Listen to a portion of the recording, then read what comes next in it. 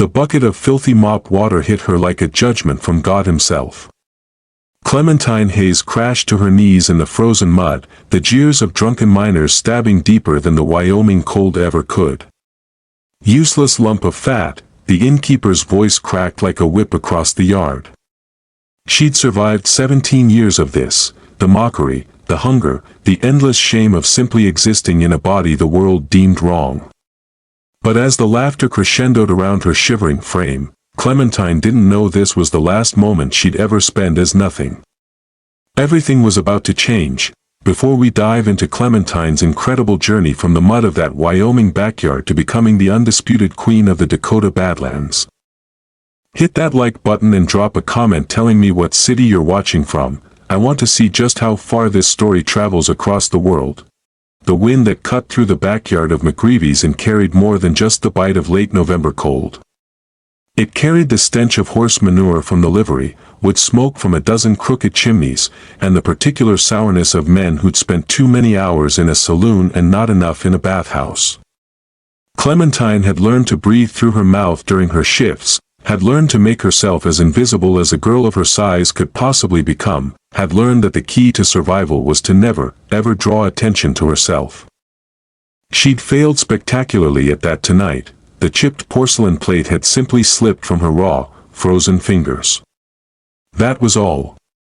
One moment she'd been carrying the tower of dishes from the dining room, her arms trembling with exhaustion after 14 straight hours of work, and the next moment the top plate had tumbled to the hard-packed earth with a sound like a gunshot in the evening quiet. Not even broken, really, just chipped along one edge, a small crescent moon of missing ceramic that would probably cut someone's lip if they weren't careful, but Eugene McGreevy didn't care about probably. He cared about property, about respect, about making absolutely certain that everyone in his establishment understood exactly where they stood in the grand hierarchy of his small, miserable kingdom. You goddamn clumsy cow. His voice had erupted from the kitchen doorway before Clementine had even processed what happened. That's coming out of your wages. That's a week's pay, you hear me? A week. Clementine had bent to retrieve the plate, her fingers numb, her back screaming in protest. She'd been up since 4 that morning, before the sun even considered rising, stoking fires, hauling water, scrubbing pots crusted with last night's stew. Her hands were cracked and bleeding in places where the lye soap had eaten through skin already raw from the cold.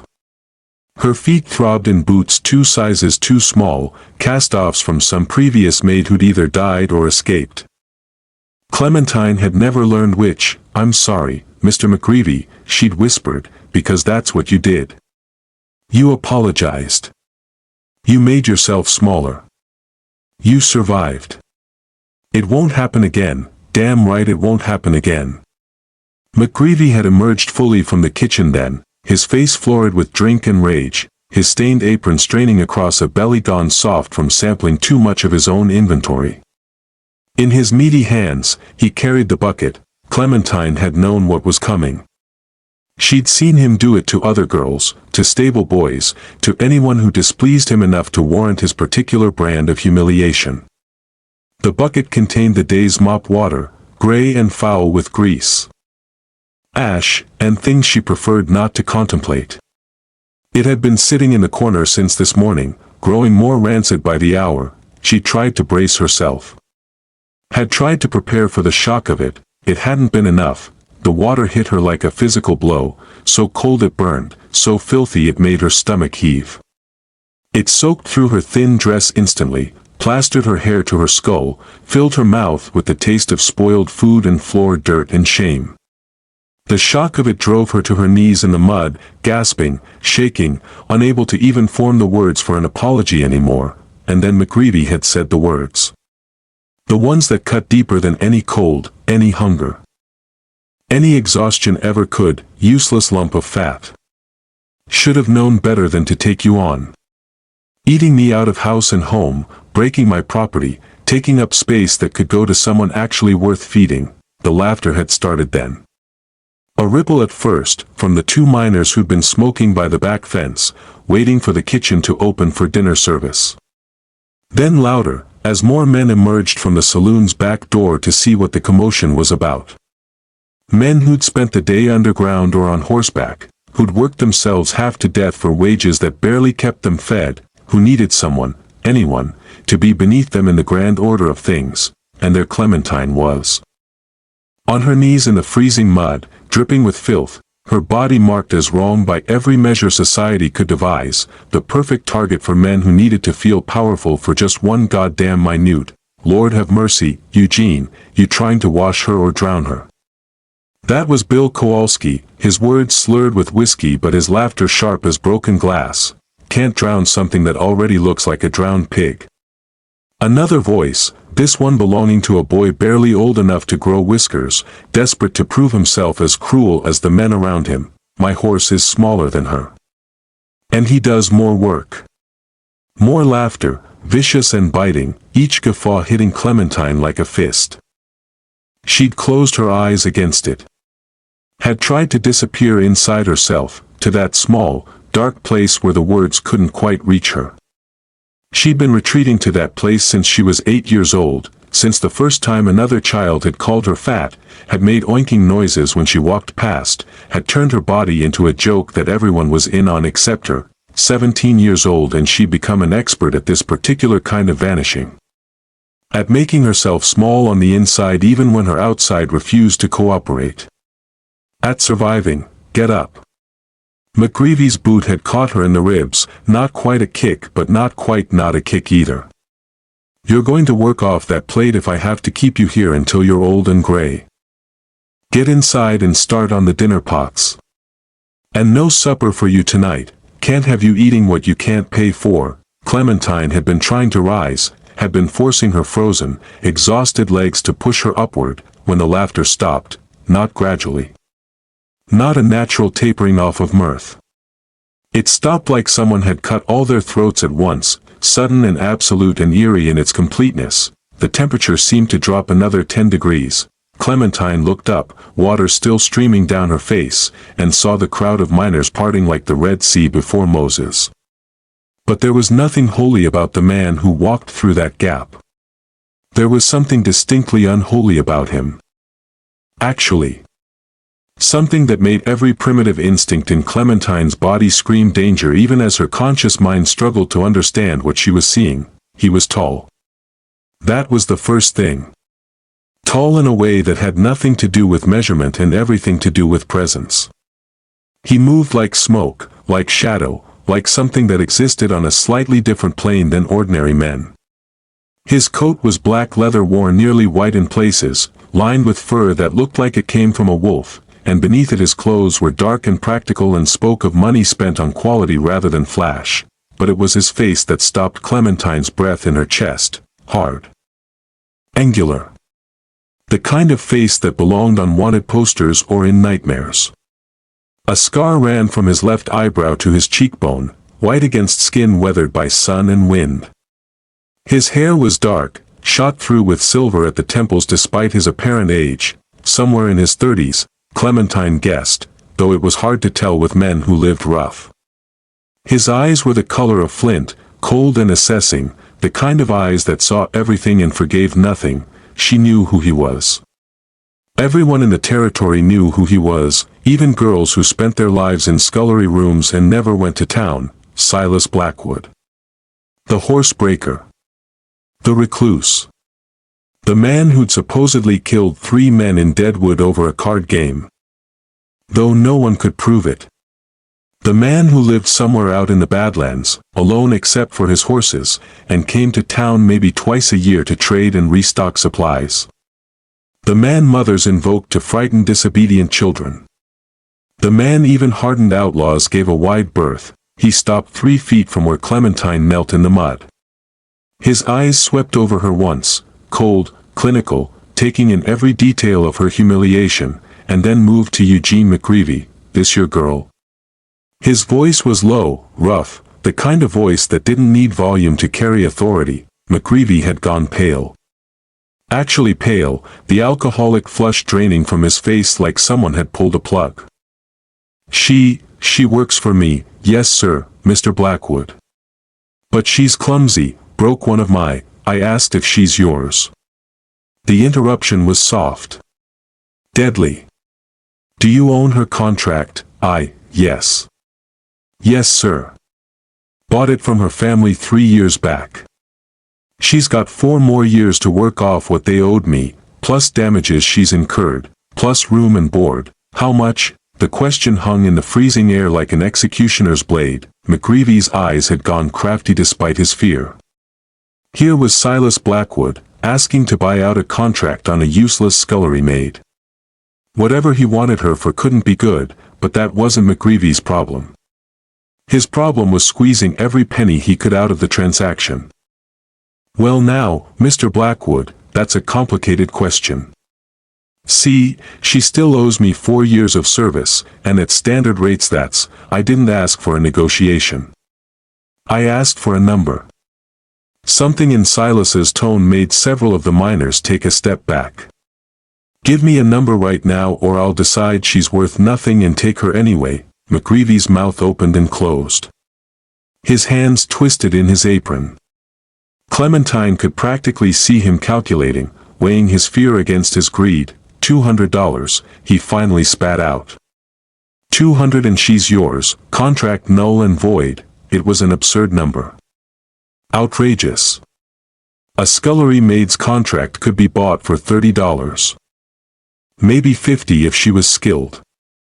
McGreevy was betting that Silas Blackwood wanted this girl badly enough to pay 10 times her worth, and Clementine felt something shrivel inside her chest at the realization that she was about to be traded from one form of slavery to another, probably worse, probably much worse. Silas reached into his coat and pulled out a leather pouch. He didn't count the money. Didn't even look at it. Just tossed the whole pouch to McGreevy, who caught it with fumbling hands and nearly dropped it in his shock at the weight. She's leaving with me tonight. Silas's eyes swept the crowd of miners, and Clementine watched them all find somewhere else to look. Anyone got a problem with that? Silence. Complete and absolute. Then Silas was moving, shrugging out of his coat with one smooth motion. He bent down, actually bent down to her level, this terrifying man who just bought her like a piece of property, and draped the massive coat over her shivering shoulders. It was still warm from his body. It smelled like leather and horse and wood smoke and something else, something wild and clean that made her think of open spaces and freedom. It swallowed her completely, this coat built for a man nearly a foot taller than her, and the weight of it was somehow comforting despite everything, despite the terror and confusion and bone-deep exhaustion. Can you stand? His voice had changed. Still rough, still low, but something in it had gentled just a fraction. Clementine tried. She really did. But her legs were shaking too hard, were too frozen and too exhausted, and she made it maybe 6 inches off the ground before her knees buckled again. She heard him make a sound, not quite a sigh, not quite a curse, and then his hands were on her. One arm behind her shoulders, one beneath her knees, and he lifted her like she weighed nothing at all. That wasn't possible. Clementine knew exactly how much she weighed because McGreevy reminded her at every meal, at every moment, had made her feel every pound like a sin. But Silas Blackwood lifted her as easily as he might lift a child. Cradling her against his chest, and started walking. Clementine had been carried once before in her life, when she was 5 and had broken her ankle falling from a tree. Her father had carried her then, grumbling about her weight even as she cried, making it clear that this was an imposition, a burden, something to be endured rather than offered freely. This was different. Silas's arms were steady. His pace was measured, unhurried, as though he had all the time in the world and not a single doubt about his right to walk out of McGreevy's backyard with a scullery maid in his arms. As though carrying her was no more remarkable than carrying a saddle or a bag of feed. My things. Clementine managed to whisper. There's a bag in the cellar, already paid for you. Nothing in that place belongs to you anymore. You're done there. She should have been terrified. She probably was terrified, under the exhaustion and shock and cold. But there was something in his voice, something absolutely certain, that made her believe him. She was done at McGreevy's. Whatever came next, it wouldn't be that. A horse waited at the edge of the yard, a massive black gelding that stood steady as a statue while Silas approached. With a motion so practiced it seemed effortless, he lifted Clementine onto the saddle and swung up behind her, arranging her sideways so she could lean against his chest. Pulling his coat tighter around her shoulders, "Hold on," he said, and then they were moving. Clementine had ridden in wagons before, had been jostled and bounced over rutted roads. This was nothing like that. Silas's horse moved like liquid shadow, like something born to the dark, and the man behind her rode like he and the animal were one being. She could feel the steady thud of his heart against her shoulder blade, could feel the warmth of him seeping through the layers of cloth and leather, driving back some of the awful cold that had settled into her bones. She didn't ask where they were going. Didn't have the strength for questions, for fear, for anything except holding on and trying to process what had just happened. Silas Blackwood had walked into that yard like an avenging angel, or maybe an avenging demon, she wasn't sure which, had silenced a crowd of violent drunks with nothing but his presence, had bought her freedom with a pouch of gold, and was now carrying her away from the only life she'd known for 3 years. Why? The question burned in her mind but couldn't quite make it to her lips. Because the answer, whatever it was, terrified her more than the cold or the exhaustion or the memory of that filthy water soaking through her clothes. Men like Silas Blackwood didn't rescue scullery maids out of kindness. They didn't pay $200 for nothing. He wanted something from her. And when she figured out what it was, she'd have to find a way to survive that too. She always survived. It was the only thing she was really good at. The lights of town fell away behind them. The horse's hooves beat a steady rhythm against the frozen ground. And Clementine, wrapped in a coat that smelled like wild freedom and pressed against the chest of the most dangerous man in the territory, finally let her eyes close, just for a moment. Just until she got her strength back, just until she figured out what he wanted and how to give it to him without losing whatever small pieces of herself she had left. The darkness took her gently, more gentle than anything had been in years. And she sank into it gratefully, letting the rhythm of the horse and the warmth of the coat and the steady beat of Silas Blackwood's heart carry her away from everything she'd known into something vast and unknown and possibly, just possibly, something that might not destroy her after all. Clementine woke to the sensation of being lifted again, though this time her mind swam up through layers of exhaustion so thick she couldn't quite remember where she was or why everything hurt. The cold had seeped so deep into her bones that even wrapped in Silas's coat, she couldn't stop shaking. Her teeth chattered so violently she bit her tongue, tasted copper, and the small sharp pain pulled her a fraction closer to consciousness. Easy. That voice again, low and rough but somehow not unkind. We're here. Here turned out to be the edge of nowhere. Even through the fog of cold and exhaustion, Clementine could sense the vastness around her.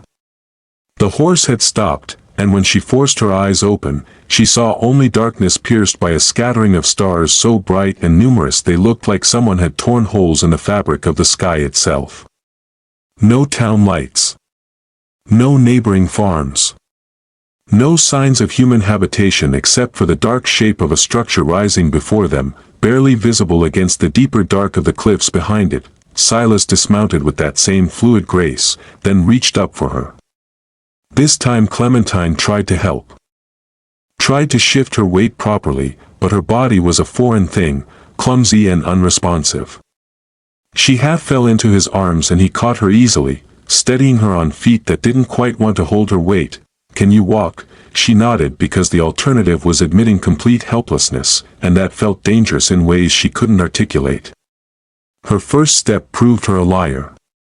Her legs buckled immediately and only Silas's hand on her arm kept her from pitching face first into the dirt. He made that sound again, that not quite sigh, and then swept her back up into his arms. "Stubborn," he muttered, but there was something in his tone that wasn't quite disapproval. He carried her toward the dark structure.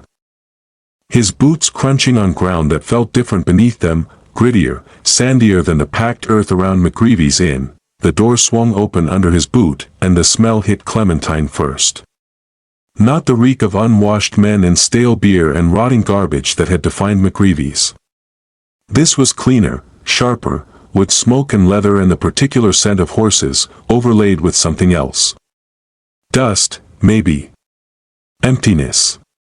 The smell of a place where nobody had cooked a proper meal or hung curtains or done any of the thousand small things that turn the shelter into a home. Silas set her down on something, a chair, rough-hewn and solid, and moved away into the darkness. She heard the strike of a match, saw the flare of light, and then a lamp bloomed to life, pushing back the shadows enough for her to finally see where she'd been brought. The room was large, larger than the entire ground floor of McGreevy's inn. Rough timber walls rose to exposed beams overhead, and through an open doorway she could see what looked like a massive fireplace, cold and dark. There was furniture, sparse and utilitarian, a heavy wooden table, a few chairs, shelves that held supplies in no particular order. Everything was covered in a fine layer of dust that spoke of neglect, of a place that was used for survival rather than living. It was the most beautiful thing Clementine had ever seen, because it was clean. There was no rotting food, no drunken men, no Eugene McGreevy with his bucket and his cruel laughter. Just space and silence and the slow burn of that single lamp pushing back the dark. You're hypothermic. Silas's voice brought her attention back to him. He was crouched in front of the massive fireplace now, building a fire with practiced efficiency. Need to get you warm before anything else. Can you undress yourself? The question should have terrified her. Probably would have, if she'd had the energy for terror. Instead, she just stared at him stupidly, trying to process the words through the fog in her head. He glanced back at her, and something in her expression made him shake his head. That dress is soaked through with dirty water and it's freezing against your skin. You need to get out of it before you lose any more body heat. I'm not. He stopped, seemed to choose his words carefully. I'm not going to touch you. But you need to get dry and warm, and you need to do it now. Clementine looked down at herself. McGreevy's coat, Silas's coat, she corrected, had protected her somewhat, but beneath it her dress was still damp and stiff with filth. She could smell it now, that awful reek of mop water and shame, and suddenly more than anything in the world she wanted it off her body. I don't. Her voice came out as barely a whisper. I don't have anything else to wear. Silas stood, moved to a chest in the corner, and pulled out what looked like a shirt. A man's shirt, enormous and worn soft with age. He tossed it to her and she caught it reflexively. It'll be too big, but it's clean and dry. There's a blanket on the bed through that door. He pointed to another dark doorway. Get changed, wrap yourself in the blanket, come back out here by the fire. I'll make something hot to drink. He turned his back to her then, deliberately, making a show of being absorbed in coaxing the fire to life. Giving her privacy in his own rough way, Clementine stood on shaking legs and made her way to the doorway he'd indicated. The room beyond held a bed, just a simple wooden frame with a mattress and a pile of blankets that looked clean if not particularly well arranged. She closed the door, leaned against it for a moment to catch her breath, and then began the painful process of peeling off her wet clothes. Her fingers were so numb she could barely work the buttons. The fabric clung to her skin, cold and clammy, and when she finally got the dress over her head she stood there shivering in her threadbare undergarments, looking at the pile of soaked cloth on the floor. Everything McGreevy's had given her to wear. Everything that marked her as property, as servant, as less than. She left it there in a heap and pulled on Silas's shirt. It was absurdly large, hanging past her knees, the sleeves dangling well beyond her hands. But it was soft and it was warm and it smelled like cedar and something indefinably male that made her feel strange in ways she didn't have the energy to examine. She wrapped one of the blankets around her shoulders, heavy wool that scratched a little but held heat like a blessing, and made her way back to the main room. The fire was roaring now, filling the space with flickering light and genuine warmth. Silas had shed his own coat and was working at a cast-iron stove in the corner, doing something that involved a kettle and a tin cup. He glanced up when she appeared, gave her a single assessing look, and nodded. Sit close to the fire. Not so close you burn yourself, but close enough to feel it. Clementine obeyed, sinking down onto the floor near the hearth because it felt safer than taking one of the chairs, more like she belonged there. The warmth hit her like a physical force and she gasped with it, with the sudden sharp awareness of just how cold she'd been. Her body began to shake even harder as it tried to rewarm itself, violent tremors that she couldn't control. Silas appeared at her side with the tin cup. "Drink this." Slowly, she took the cup with both hands, kneading them both to keep from dropping it. The liquid inside was dark and steaming, and when she sipped it cautiously she tasted something herbal and slightly bitter, mixed with honey and something else, something with a kick that burned pleasantly down her throat. "What is it?" "Tea.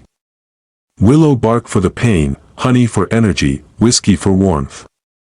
He settled himself against the hearth wall near her, not quite sitting beside her but not looming over her either. "You'll drink all of it, and then I'm going to ask you some questions. If you're too tired to answer tonight, they can wait until morning. But some things I need to know." Clementine drank the tea slowly, feeling it spread warmth through her chest and belly, feeling her shaking gradually ease. The fire crackled and popped, and somewhere outside she could hear the wind picking up, whistling through the canyon with a sound like voices. For long minutes, neither of them spoke. Finally, Silas broke the silence. "How old are you?" 17. Her voice sounded strange to her own ears. "Rough from cold and disuse." 18 come spring.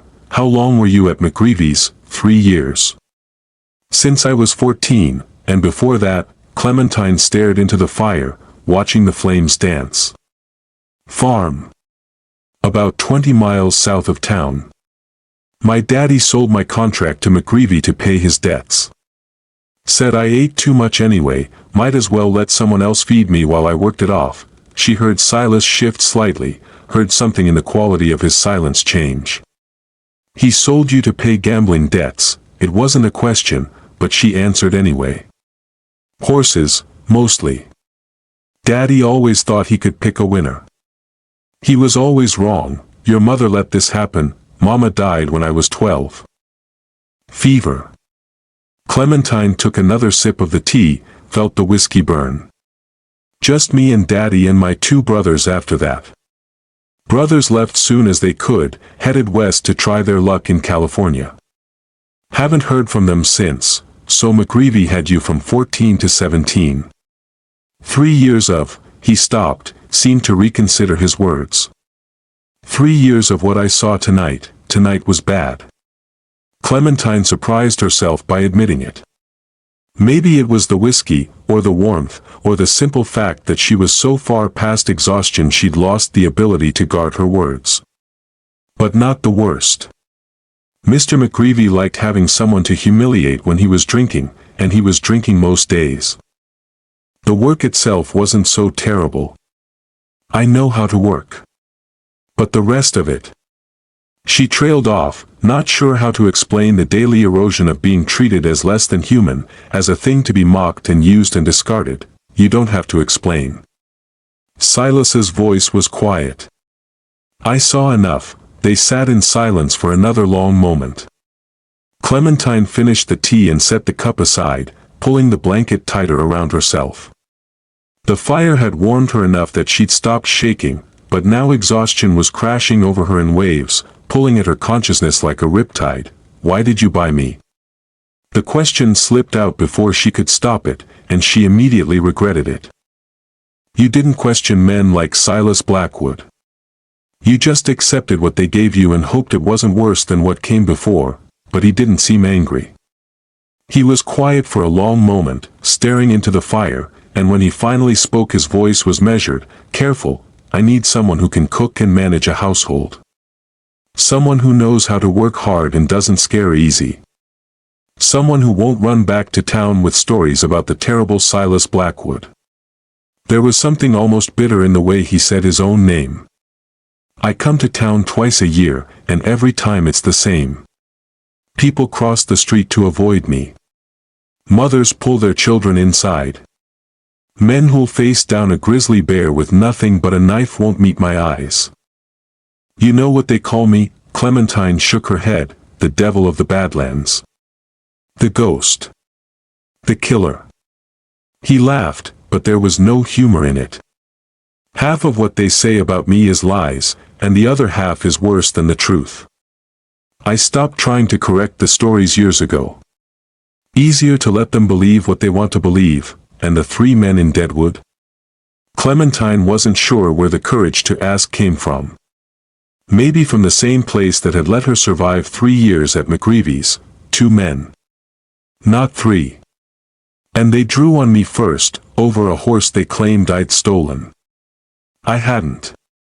The sheriff cleared me, but by then the story had already grown legs and run all over the territory.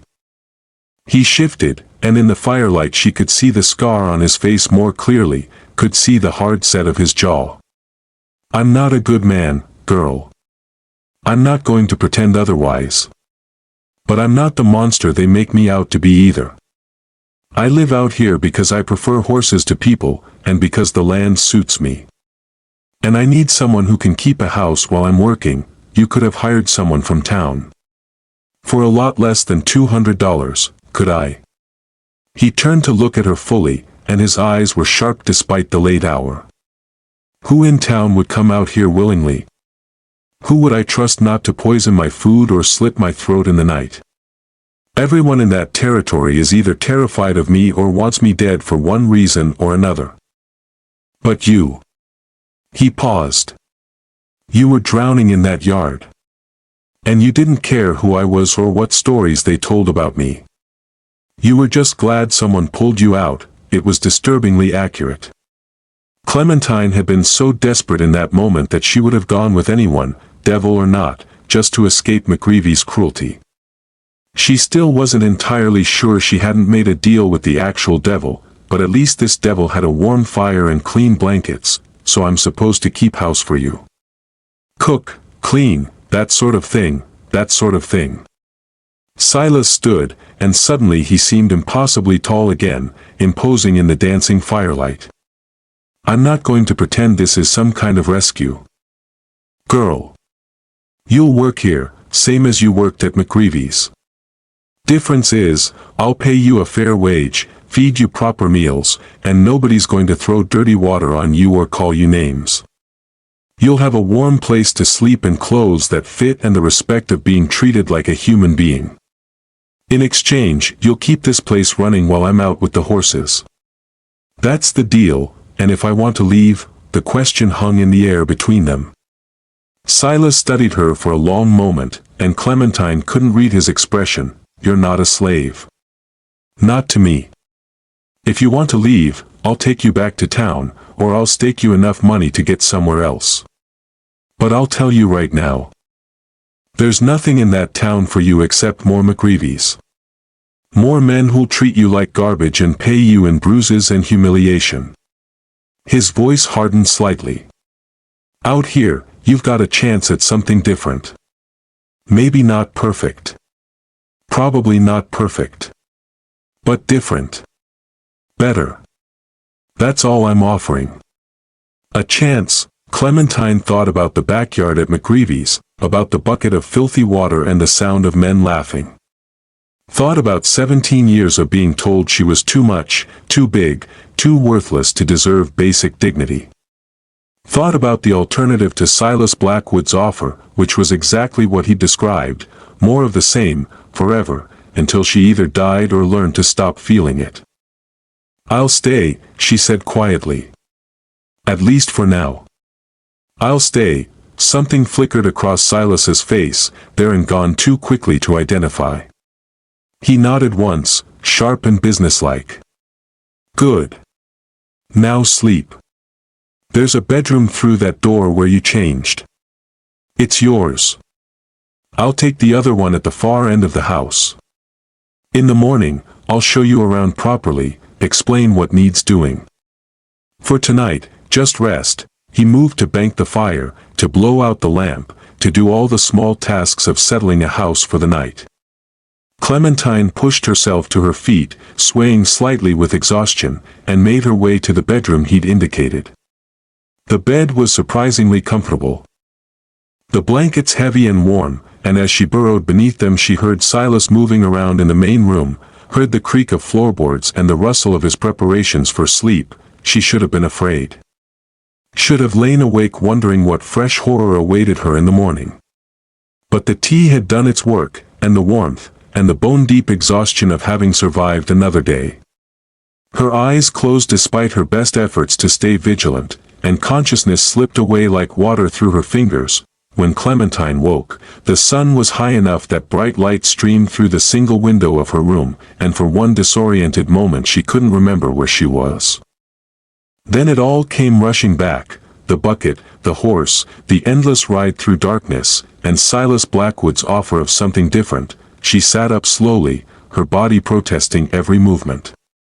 Her muscles ached from yesterday's work and from the bone-deep cold she'd endured. Her hands were still cracked and raw, though someone, Silas, presumably, had left a tin of salve on the small table beside the bed. She opened it cautiously, sniffed it, and recognized the smell of beeswax and herbs. Working salve, the kind that actually healed instead of just covering up the damage. She dressed in Silas's too-large shirt and wrapped the blanket around herself like a shawl, then ventured out into the main room. The house looked different in daylight. Still sparse, still rough, but cleaner than she'd realized the night before. The dust was real enough, but beneath it the wood was good quality, properly fitted and chinked.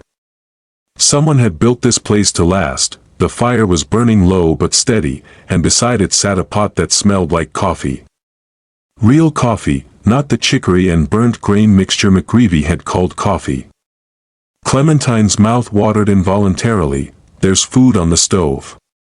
Silas's voice came from somewhere behind her, and she turned to find him standing in the doorway, dressed for work in canvas pants and a flannel shirt, his dark hair pulled back. Help yourself. I've got to check on the horses. But I'll be back in an hour or so to show you around properly. He was gone before she could respond, the door closing behind him with a soft thud. Clementine stood there for a moment, processing the instruction. Help yourself.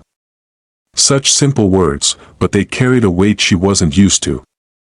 At McGreevy's, taking food without permission was theft. Here, apparently, she was expected to feed herself. She approached the stove cautiously and found a pan of biscuits, actual biscuits, golden and flaky, and a pot of what looked like gravy with chunks of sausage. Her stomach growled so loudly it echoed in the quiet room. When was the last time she'd eaten? Yesterday morning? The day before? McGreevy's punishments often involved withheld meals. And she'd grown accustomed to the constant gnaw of hunger. She took one biscuit. Just one, because old habits died hard and some part of her still expected to be punished for taking more. But when she bit into it, still warm and rich with butter, something inside her chest cracked open just a little. It was delicious. It was real food, made with care, and there was enough of it that one biscuit barely made a dent in the supply. She ate 3 more biscuits and 2 helpings of gravy before her stomach finally felt full for the first time in 3 years. Then she poured herself a cup of the coffee, dark and strong and perfect, and stood by the fire, letting the warmth soak into her bones while she looked around her new home with clear eyes. The house was large, built in a rough square around the central main room with the massive fireplace. She could see 3 doorways leading to other rooms, the bedroom she'd slept in, another that must be Silas's, and a third she hadn't explored yet. The kitchen area occupied one corner, with the cast-iron stove and a wash basin and shelves for supplies. Everything was functional but neglected, as though Silas knew how to maintain the basics but didn't see the point in anything beyond survival. Clementine finished her coffee and made a decision. She was going to earn her keep, starting now. Not because she was afraid of Silas or because she felt she owed him, but because this was what she knew how to do. She knew how to take a rough space and turn it into something livable. And maybe, just maybe, if she made herself useful enough, he wouldn't change his mind about the arrangement. She started with the dishes, heating water on the stove and washing everything she could find. Then she swept the floors, beating clouds of dust out the front door. She found a box of supplies, lye soap, rags, a scrub brush, and set to work on the grime that had accumulated on every surface. The work was familiar, comforting even, her hands knowing what to do without her conscious mind needing to direct them. She was on her knees scrubbing the hearth when Silas returned. She heard his boots on the porch, heard the door open, and looked up to find him staring at the transformed room with an expression she couldn't quite read. "You didn't have to start today," he said finally. "You could have rested. I'm not good at resting." Clementine sat back on her heels, pushing a strand of hair out of her face. "And besides, you said you needed someone to keep house. Might as well start now." Something shifted in his expression, something that might have been approval or might have been something else entirely. He moved past her to pour himself coffee, then stood with his back to the fire, looking at her with those cold gray eyes that seemed to see more than she wanted them to. "Come on then," he said abruptly. "Let me show you the rest of the place before you clean yourself into exhaustion." He led her outside and Clementine got her first real look at the canyon in daylight. The sight stopped her breath in her chest. Red rock towered on three sides, jagged cliffs that rose like the walls of some ancient fortress, their surfaces striated with bands of orange and crimson and deep burgundy that seemed to glow in the morning sun. The canyon floor was maybe half a mile across, protected from the worst of the wind by those massive stone barriers. Scraggly juniper trees clung to life in the sandy soil, and she could see where a creek cut through the landscape, probably running strong in spring but reduced now to a thin ribbon of water that caught the light like molten silver. It was beautiful in a harsh, unforgiving way. Beautiful like a blade was beautiful, sharp and dangerous and utterly indifferent to human comfort. This was land that would kill you if you weren't careful, land that demanded respect and offered no forgiveness for mistakes. "The house sits at the narrow end of the canyon," Silas said, his voice matter-of-fact as though he was describing something ordinary instead of magnificent. "There's only one way in and out by horse, through that gap you can see to the south. Wagon can't make it, terrain's too rough. Everything I need has to come in on horseback or mule." Clementine could see the gap he meant, a narrow cleft in the rock walls that looked barely wide enough for a single rider. Defensible, she realized. You could hold off an army from this position if you needed to.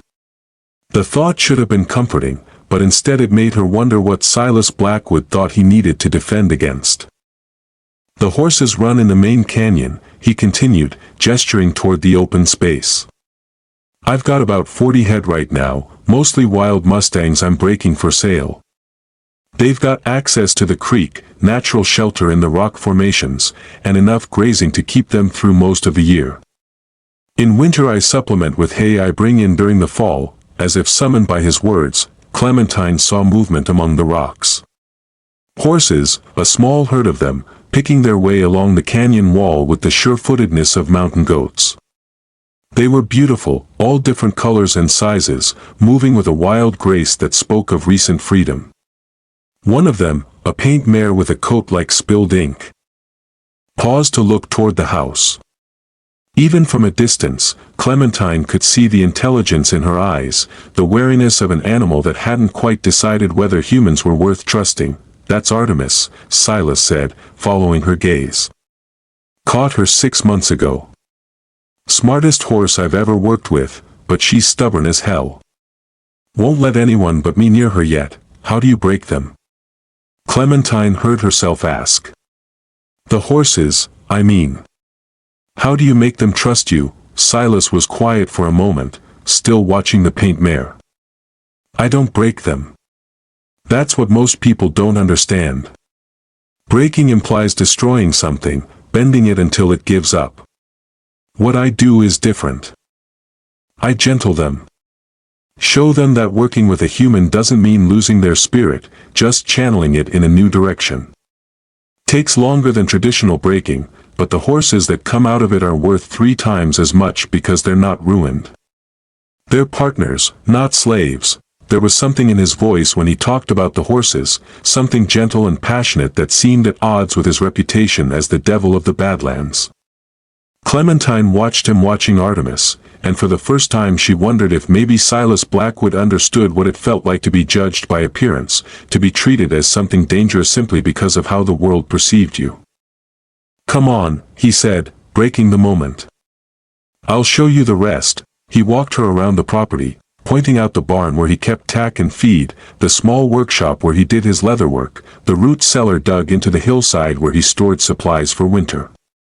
Everything was well built and functional, maintained with the kind of care that spoke of a man who understood that out here, sloppy work could get you killed.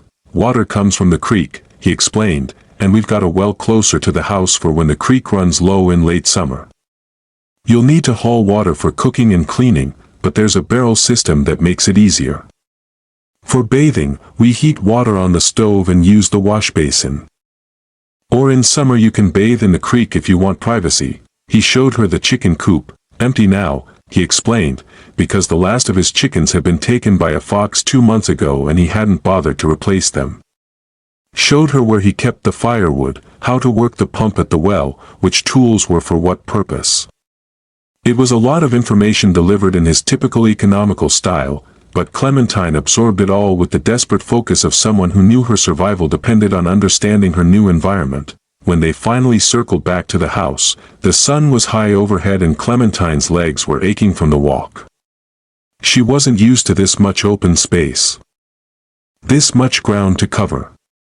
McGreevy's Inn had been cramped and confined, every room packed too full of people and furniture. This was the opposite, vast and empty and slightly overwhelming in its scope. "You'll need proper clothes," Silas said, eyeing her blanket-wrapped form with something that might have been disapproval. "I'll ride to the trading post next week, get you some things that fit. In the meantime, we'll make do with what's here. There's a trunk in the second bedroom that belonged to my mother. Some of her clothes might work, at least temporarily. Your mother lived here." Clementine couldn't keep the surprise out of her voice. Somehow she'd assumed Silas had always been alone out here. A solitary figure in his fortress of stone, for a time. His expression closed off, and Clementine recognized the look of someone who didn't want to talk about painful history. "She's been gone 10 years now. The clothes have just been sitting there. Might as well get some use out of them." He didn't elaborate, and Clementine didn't push. They went back inside, and Silas showed her the trunk he'd mentioned, a heavy cedar chest in what appeared to be a spare room. Inside were dresses, carefully folded, in sturdy fabrics meant for frontier life.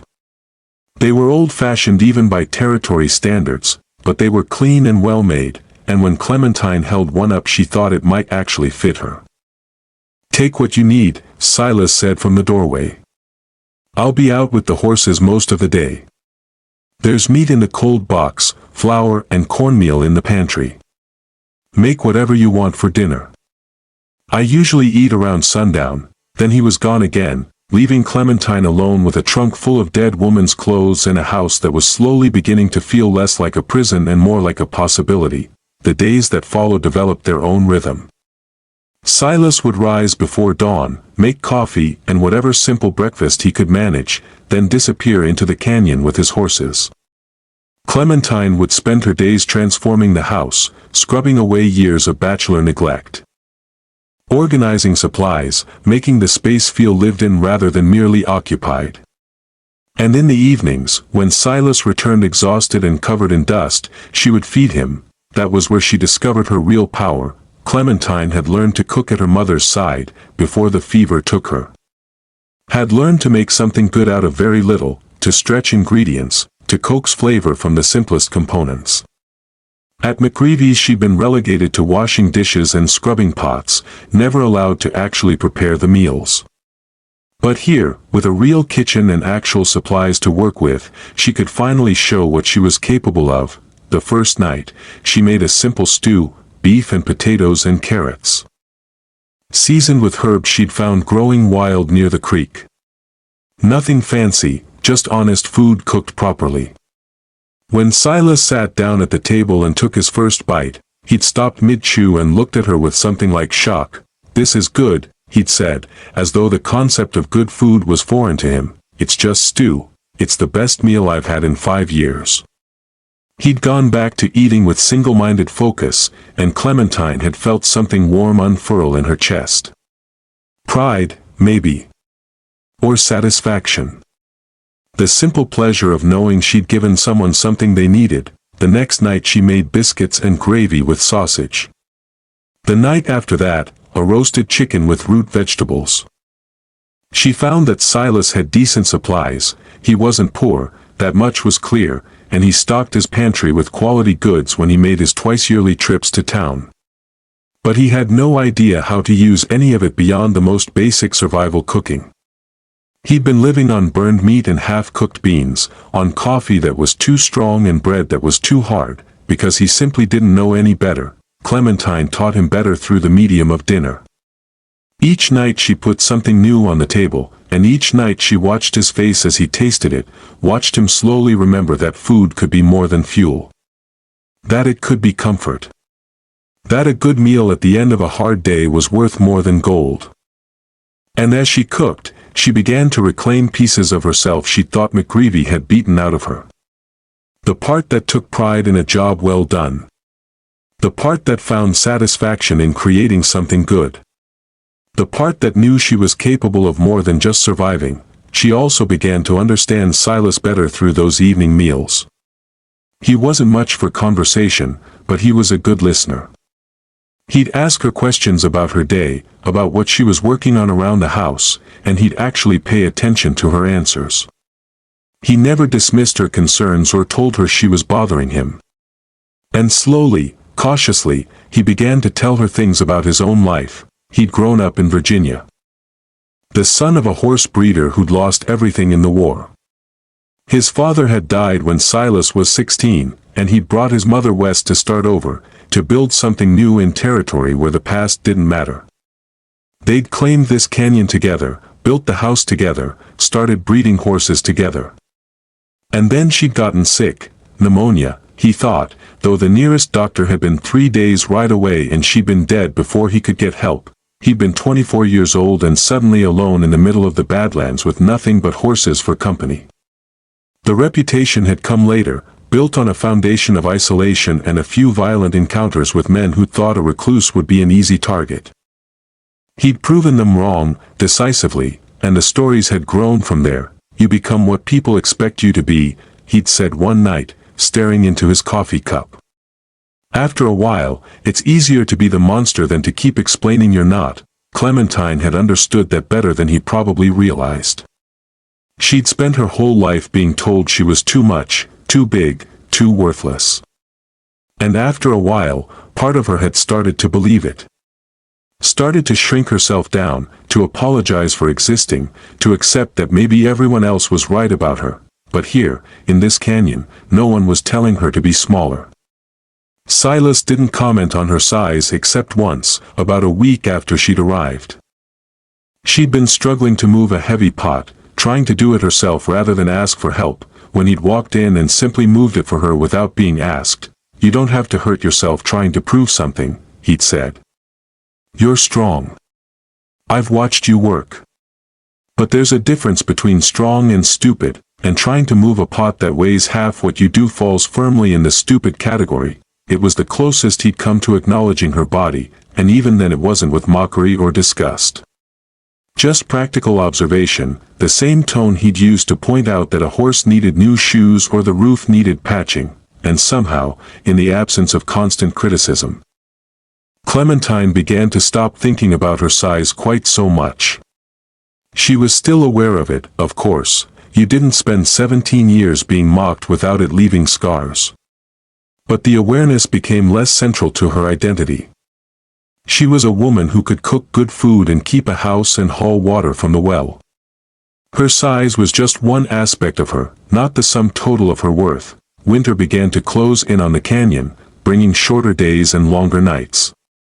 Clementine watched the temperature drop, watched frost begin to appear on the ground each morning, watched Silas work longer hours to prepare the horses and the property for the hard months ahead.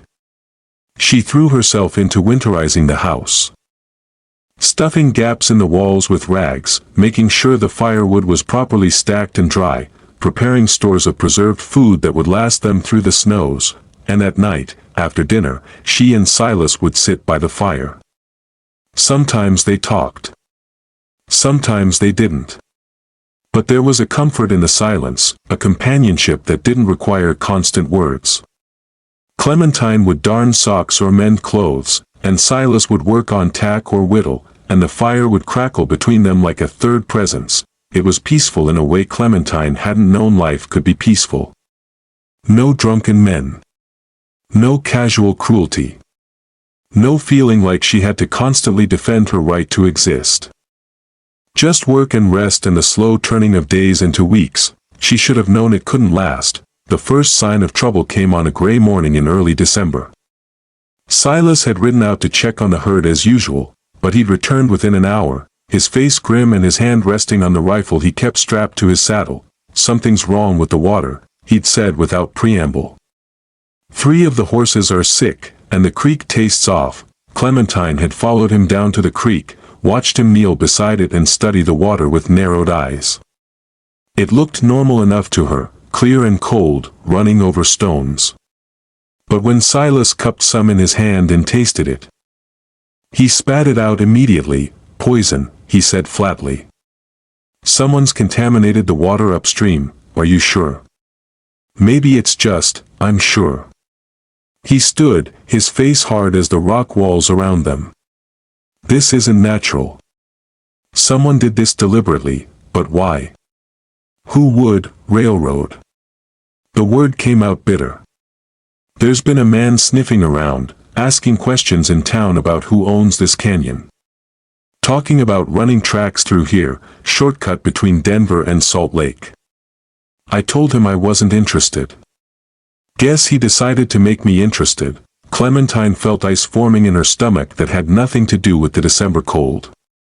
"What do we do?" Silas was already moving, his mind clearly working through options.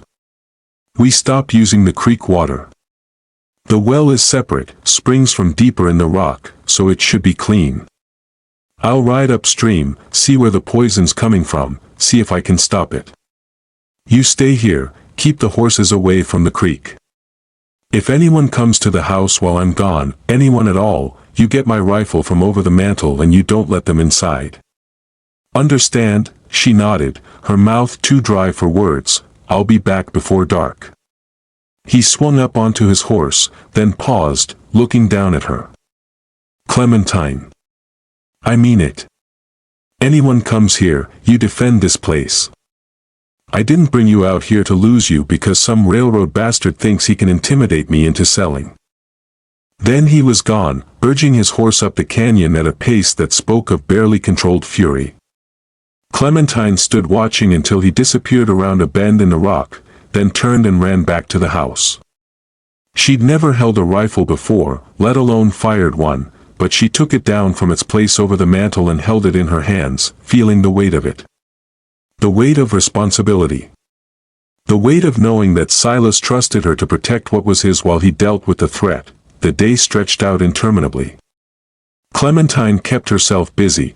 There was always work to be done, but her ears were constantly straining for the sound of approaching horses, for voices, for any sign of danger. The horses in the canyon were restless, she noticed. They kept bunching together, moving nervously, looking toward the canyon entrance as though they sensed something wrong. Afternoon came and went. The sun began to sink toward the western rim of the canyon, casting long shadows across the red rock. And still Silas didn't return. By the time the sun actually set, Clementine was pacing the porch with the rifle clutched in white-knuckled hands, fighting down panic. He'd said he'd be back before dark. The dark was here. Where was he? She was about to do something stupid like try to go after him when she heard it. Hoofbeats, coming fast, coming from the direction of the canyon entrance. Multiple horses, at least 3 or 4 from the sound of it. Her heart kicked into her throat. The riders came into view as the last light faded from the sky. 4 men, rough-looking and heavily armed, riding straight for the house with the confidence of people who thought they owned the world. And in the center of their group, hands tied to his saddle horn and blood streaming from a cut above his eye, was Silas. Clementine raised the rifle with shaking hands, pointed it at the lead rider, and prayed her voice wouldn't shake when she spoke. "That's far enough. Let him go." The lead man, big and bearded, with a face like a slab of badly cured meat, just laughed. "Well, well. The recluse found himself a woman. Ain't that sweet? Put down the gun, honey. You're not going to shoot anyone, try me." Clementine thumbed back the hammer the way she'd seen Silas do once, the click loud in the gathering darkness. "Let him go right now or I swear to God I'll shoot you." The man's smile faded slightly. "You even know how to use that thing? Guess you'll find out if you don't do what I say." For a long moment, nobody moved. The wind whistled through the canyon, carrying the smell of coming snow. Clementine's arms were trembling with the effort of keeping the rifle steady, but she didn't lower it. Couldn't lower it. Because if she did, if she showed weakness now, they'd roll right over her and take everything. Then Silas spoke, his voice rough but steady despite the blood on his face. "Do what she says. You don't want to test her. Shut up, Blackwood." The bearded man kicked his horse forward a step. "Your woman doesn't scare me. Now here's how this is going to work. You're going to sign over the deed to this canyon to Mr. Garrison of the Western Expansion Railroad Company. You're going to do it tonight, right now, and then we're all going to ride out of here peaceful-like. You try to fight it, we'll kill your horses one by one until you change your mind. We already poisoned your water. We can do a hell of a lot worse." "I'm not signing anything," Silas said flatly. The bearded man sighed theatrically. "I was afraid you'd say that." He nodded to one of his companions, a thin man with a face like a ferret, who pulled out a pistol and aimed it casually at Silas's head. "Last chance, Blackwood. Sign, or we paint your canyon walls with your brains and take the deed from your body." Clementine's finger tightened on the trigger, but before she could decide whether she actually had the courage to shoot another human being, the world exploded into chaos. One of the horses screamed, rearing back in sudden panic. The other mounts caught the fear, dancing and bucking, and the men fought to control them. Clementine didn't understand what was happening until she looked past the riders and saw it. The sky to the north had gone a sickly yellow-gray, and the wind that had been merely cold was suddenly savage, ripping through the canyon with enough force to nearly knock her off her feet. The temperature plummeted so fast she could actually feel it dropping, could see her breath suddenly fogging the air in great white clouds. "Storm's coming," one of the men shouted, barely audible over the rising wind. "We need to get out of here, not until he signs," the bearded man roared back, but his horse was fighting him now, wild with instinct that told it to run, to find shelter, to escape the killing cold that was descending on the canyon like a judgment. The first snowflakes hit Clementine's face like bullets. Within seconds it wasn't snow anymore. It was a wall of white, so thick and fast that she couldn't see the riders anymore even though they were less than 30 feet away. The wind howled like a living thing, tearing at her clothes, trying to rip the rifle from her hands. And the cold, God, the cold was like nothing she'd ever experienced, so intense it hurt to breathe, so savage it felt like knives cutting into any exposed skin. "Silas," she screamed, but the wind tore his name away before it could travel more than a few feet. She stumbled down from the porch, fighting her way into the blinding white, searching desperately for him. If he was still tied to that horse, if those men took him away in this storm, he'd be dead within an hour. They'd all be dead. No one could survive this. Her foot hit something solid and she nearly fell, caught herself against what felt like a horse's flank. The animal shied away and suddenly there were hands grabbing her arm, pulling her close. "Get inside." Silas's voice, right in her ear, barely audible. "Get to the house now, I'm right behind you." "Move." Clementine turned toward where the house should be, but she couldn't see it. Couldn't see anything but white. The world had been erased, replaced with howling wind and snow so thick it was like trying to breathe underwater. She took a step forward, then another, holding out her hands to feel for the porch. For the door, for anything solid in this nightmare of white. Her shin cracked against the porch steps and she nearly sobbed with relief. Up the steps, fumbling for the door, finally finding the handle and yanking it open. The wind tried to rip the door from her grip, but she held on, held it long enough for Silas to stumble through behind her, and then together they slammed it shut against the storm. The sudden relative quiet was almost as disorienting as the noise had been. They stood there dripping melting snow onto the floor, breathing hard, while outside the blizzard screamed its rage at being denied entry. Silas moved first, crossing to the window and peering out through glass that was already frosting over. "Can't see anything," he said. "Those men are either dead or wishing they were. No one survives a whiteout like that in the open. What about the horses?" Clementine's voice came out smaller than she'd intended. "The herd knows where the shelter caves are. They'll bunch together, wait it out. They've got better instincts than we do." He touched the cut on his forehead, winced. "We need to secure everything. This storm could last days." They worked through the night in near silence, their movements coordinated by necessity rather than discussion. Silas checked every window, every door, making sure they were properly sealed against the wind that was trying to claw its way inside. Clementine built up the fire until it roared like a living thing, then hauled in every piece of firewood from the covered porch before the snow could bury it. They filled every container they owned with water from the well, knowing that once the storm truly set in, venturing outside would be suicide. The wind screamed around the eaves like something dying. Snow piled against the windows so fast Clementine could watch it rising, inch by inch, burying them in a tomb of white. The temperature inside the house was dropping despite the fire, cold seeping through every crack and gap, turning their breath to fog and making the floorboards groan and crack. "That cut needs cleaning," Clementine said when they'd finally done everything they could to weatherproof their shelter. Silas was slumped in a chair by the fire, his face pale beneath the dirt and dried blood, his hands shaking slightly with cold or shock or both. He didn't argue, which told her more about his condition than words could have. She heated water on the stove, found clean cloth, and approached him carefully. He watched her with those gray eyes, unreadable as always, but he didn't flinch when she began to clean the wound.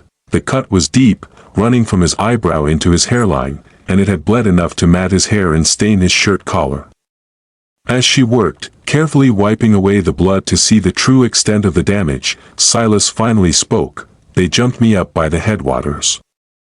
4 of them, hidden in the rocks. I got 2 of them before they got me off my horse." His jaw tightened.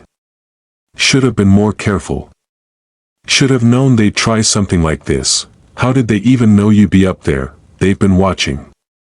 Probably for weeks, figuring out my patterns, learning the layout of the canyon." He hissed in pain as she dabbed at a particularly deep part of the cut.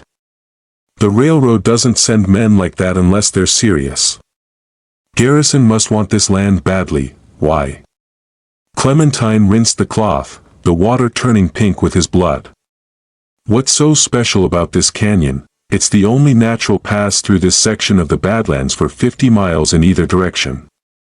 Railroad could save months of construction and hundreds of thousands of dollars if they could run their tracks through here instead of blasting through solid rock." Silas's voice was bitter. "Problem is, the canyon's mine. My mother's buried here. Every memory I have of building something good is tied to this place. And I'm not selling. Not for any amount of money." Clementine thought about the 4 men who'd ridden into the canyon with Silas tied like a prisoner. Thought about the bearded man's casual threat to kill the horses, to kill Silas himself if he didn't cooperate. They're not going to stop. Even if those 4 die in the storm, Garrison will just send more, I know. Silas met her eyes. "That's why when this storm breaks, I'm taking you to town. This is my fight, not yours. I shouldn't have brought you into it." Something hot and sharp twisted in Clementine's chest. "You're not sending me away," Clementine, no. She set down the cloth with enough force to slosh water onto the table. I'm not leaving. This is my home now too. Maybe I haven't been here as long as you, maybe I don't have the same claim to it, but it's mine. And I'm not running just because some railroad thug thinks he can scare me off. Silas stared at her for a long moment, something shifting in his expression that she couldn't quite identify. You don't know what you're saying. These men don't play games. If they come back, then we'll deal with it. Together. Clementine picked up the cloth again, went back to cleaning his wound with steady hands. You saved me from McGreevy's. You gave me a chance at something better than dying slowly in that backyard. You think I'm going to repay that by abandoning you the first time things get dangerous? This isn't about repayment. No, it's not. It's about the fact that for the first time in my life, I have something worth fighting for. A place where I'm not just tolerated but valued. Where I can work hard and be proud of what I accomplish. Where nobody throws buckets of dirty water on me or calls me worthless. Her voice caught slightly, but she pushed through it. I'm not giving that up. Not without a fight. Silas reached up and caught her wrist gently, stopping her ministrations. His hand was large and calloused, warm against her skin despite the cold pervading the house. You're the stubbornest woman I've ever met, he said, but there was something almost like affection in his tone. Good thing you like stubborn then, considering your favorite horse. That surprised a rough laugh out of him, there and gone in an instant but real nonetheless. He released her wrist and she went back to work, finishing the cleaning and binding the wound with strips of clean cloth. It would scar, she thought, but it wouldn't kill him. Not unless infection set in. And she'd make damn sure that didn't happen. By the time she finished, dawn should have been breaking, but the storm had turned day into endless night. The world beyond the windows was nothing but white chaos, and the wind sounded like it was trying to tear the roof off the house. Clementine made coffee and what passed for breakfast, biscuits and dried beef, nothing fancy, and they ate in silence while the storm raged around them. Get some sleep, Silas said when they'd finished. I'll keep watch. Watch for what? Nothing's moving out there except the snow. Humor me. Clementine was too exhausted to argue. She retreated to her room, burrowed under every blanket she owned, and fell into a sleep so deep it felt like drowning. When she woke, the quality of the darkness had changed. Night had truly fallen, she realized. She'd slept the entire day away. She emerged from her room to find Silas exactly where she'd left him, sitting by the fire, staring into the flames.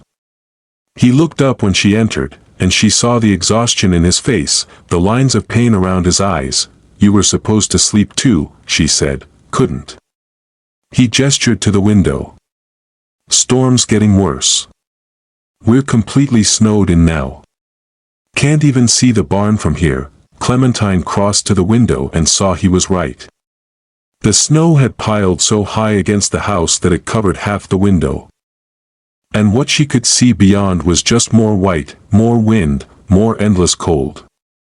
They were entombed here, she realized. Cut off from the world as completely as if they'd been swallowed by the earth. How long do these storms usually last, this time of year? Could be 3 days. Could be a week. Silas's jaw tightened. The horses are out there somewhere. If I can't get to them, if I can't get them to proper shelter, they'll survive. Clementine surprised herself with the certainty in her voice. You said yourself they have good instincts. They'll find the shelter caves, bunched together for warmth. They're wild animals, Silas.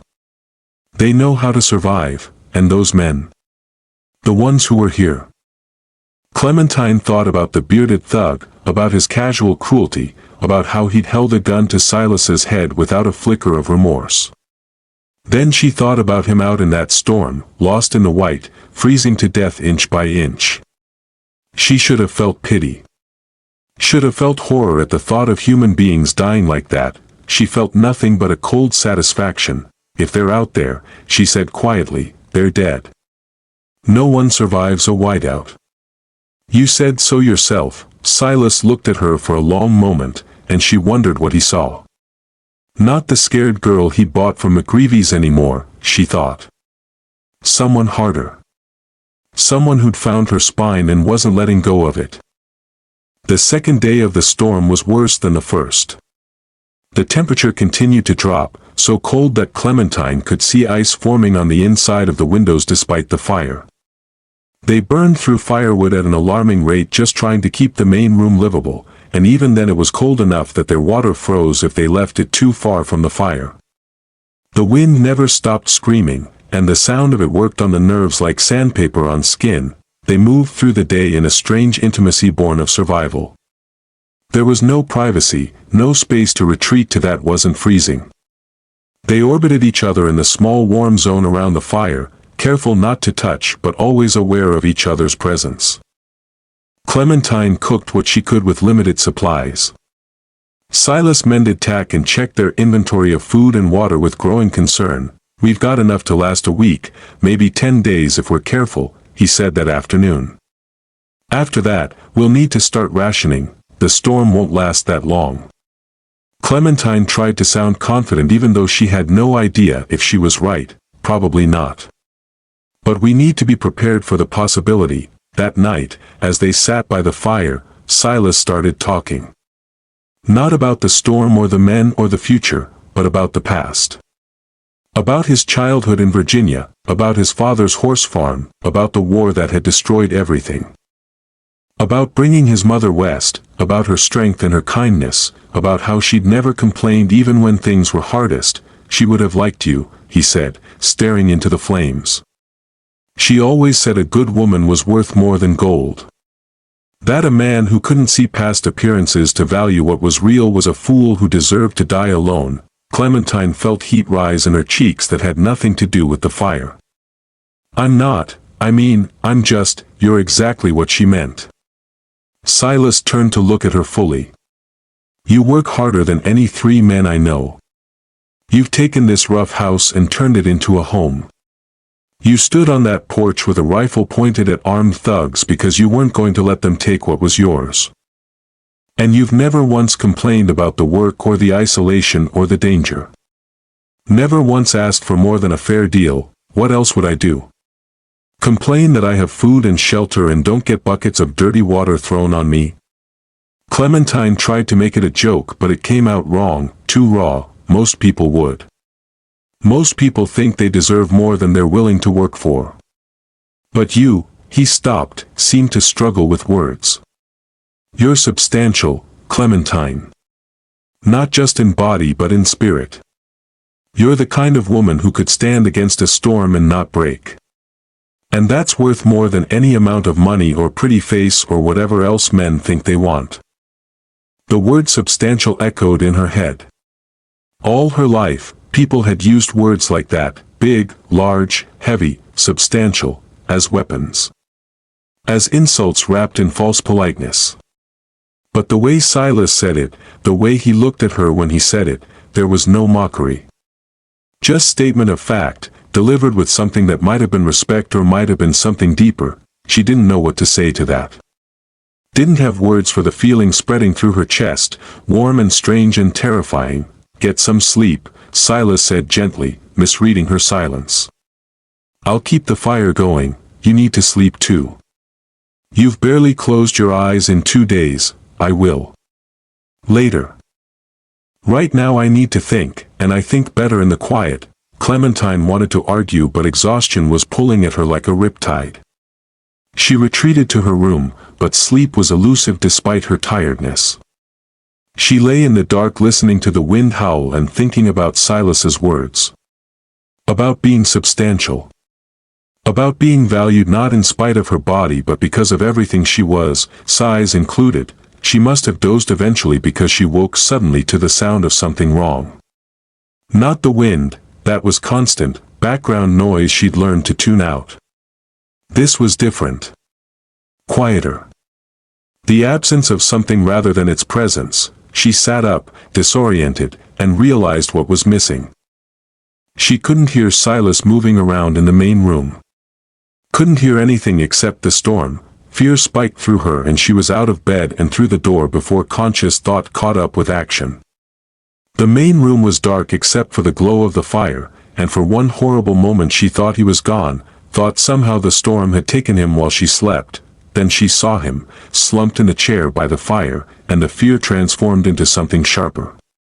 She crossed the room in 3 strides and put her hand on his forehead. He was burning up. Silas. She shook his shoulder gently. Silas, wake up. He stirred, opened his eyes with obvious effort. I'm fine. He mumbled. Just resting. You're sick.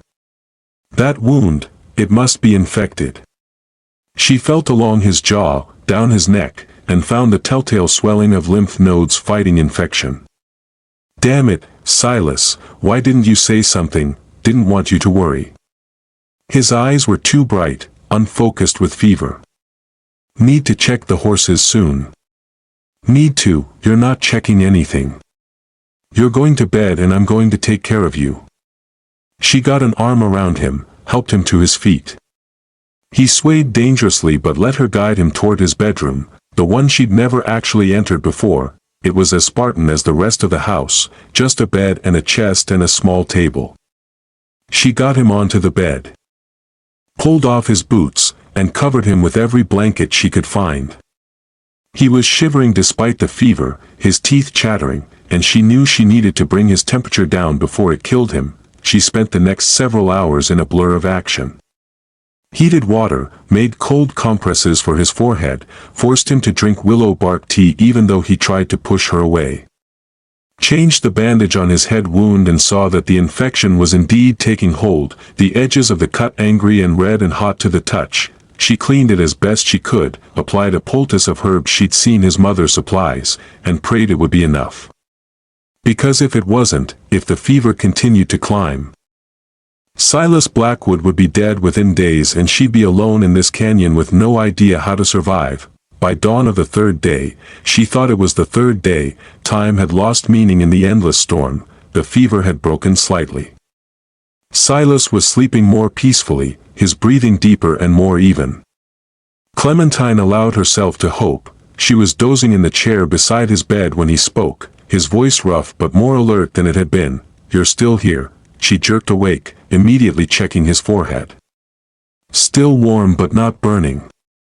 Of course I'm still here.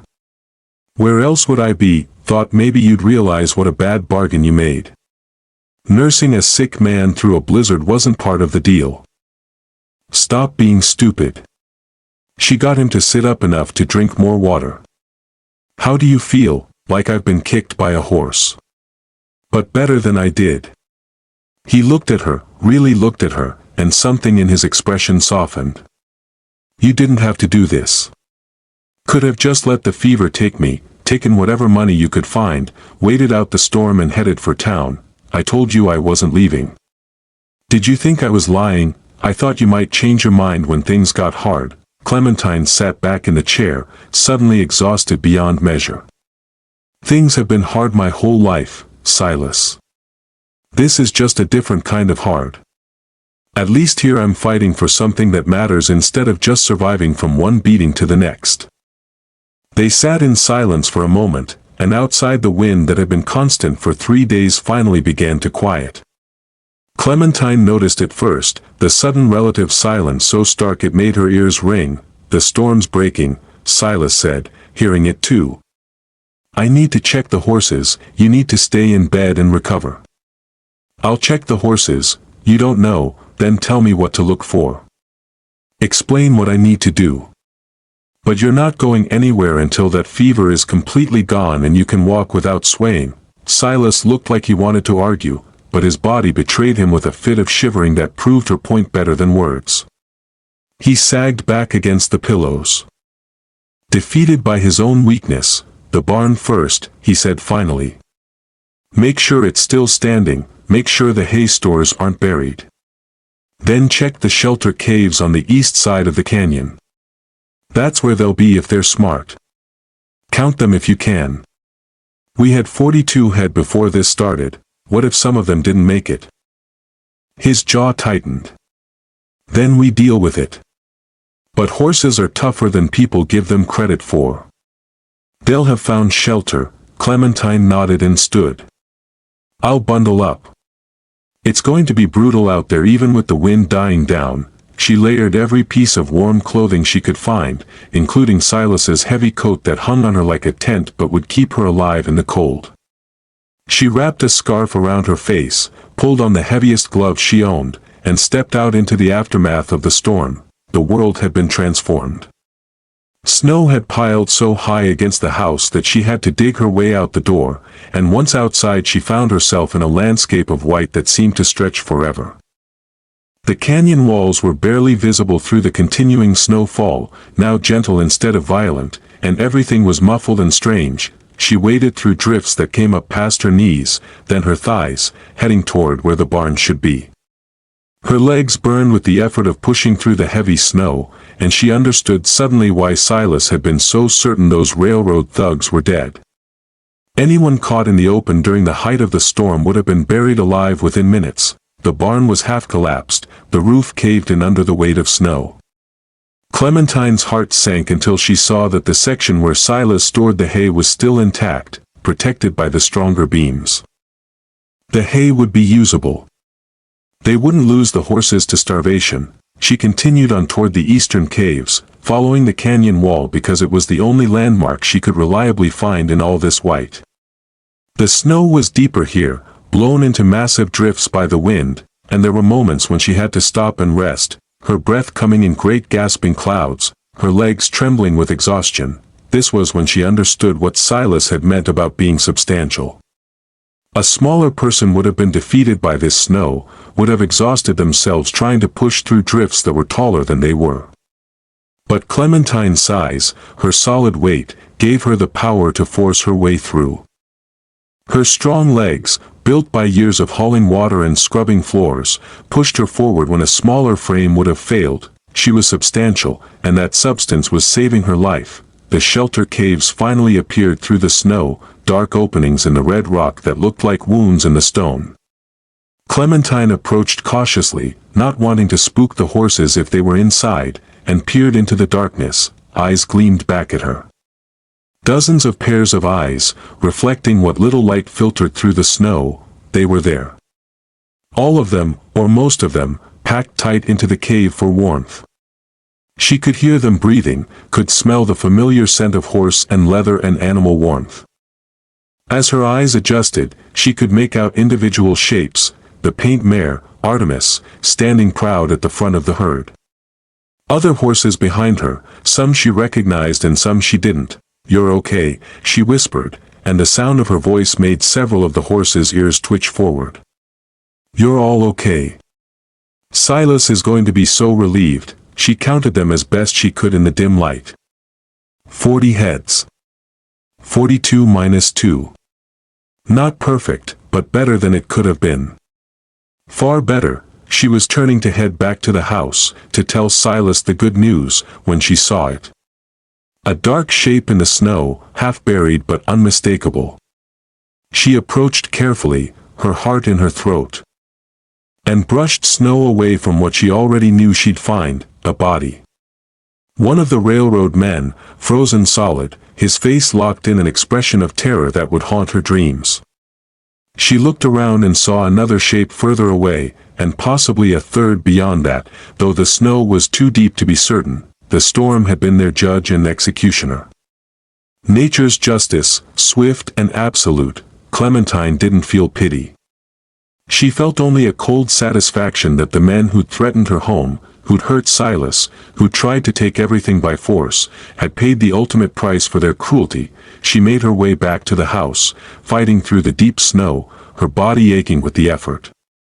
By the time she reached the door and dug her way back inside, she was shaking with exhaustion and cold. But she was alive. They were all alive. Silas called out from his room and she went to him, shedding snow as she went. "They're safe," she said without preamble. 40 head in the eastern caves. The barn's partially collapsed but the hay stores are good. And the men who came after us, they're dead. I found at least one body, probably more. Silas closed his eyes, and she saw the tension drain from his shoulders. "Thank God," he whispered. "Thank God." Clementine sat on the edge of his bed, suddenly too tired to stand. "We survived, Silas. The storm tried to kill us, those men tried to kill us. And we survived anyway." He reached out and took her hand, his grip weak but warm. "We survived because of you. If you hadn't been here, if you hadn't taken care of me, hadn't checked on the horses, we survived because we're both too stubborn to die." She squeezed his hand gently. "Now rest. When you're strong enough, we'll deal with whatever comes next."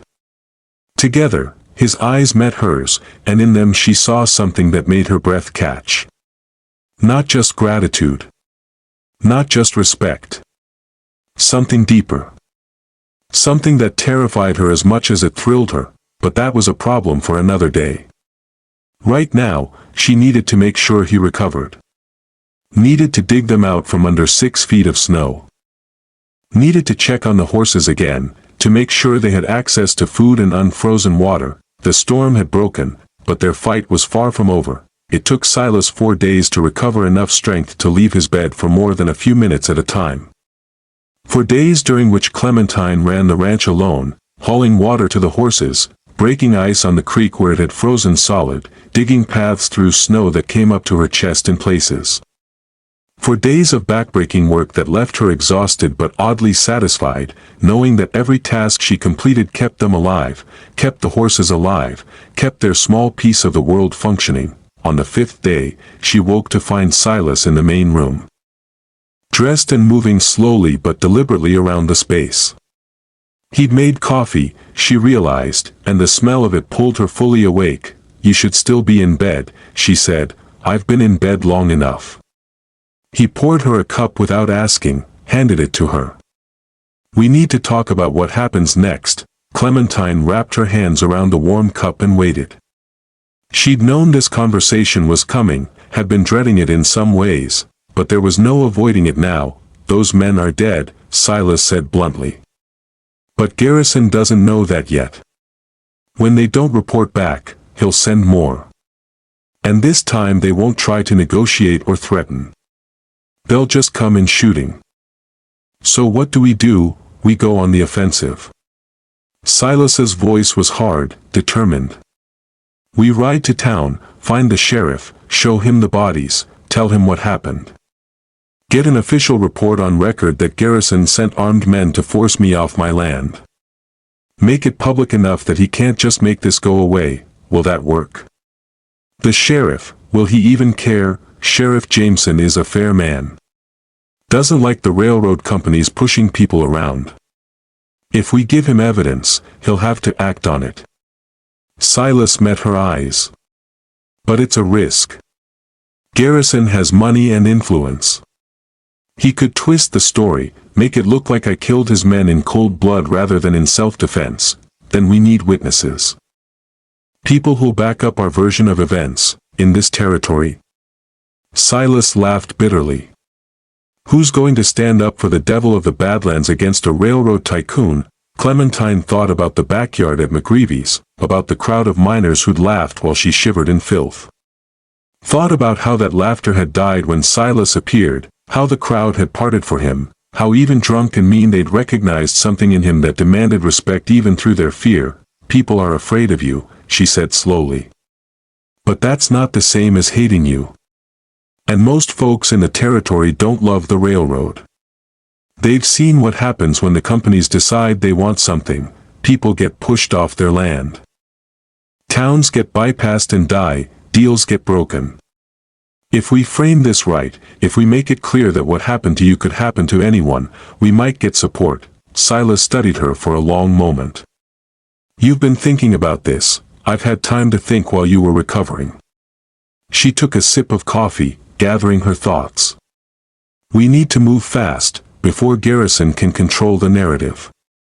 And we need evidence, not just the bodies, but everything.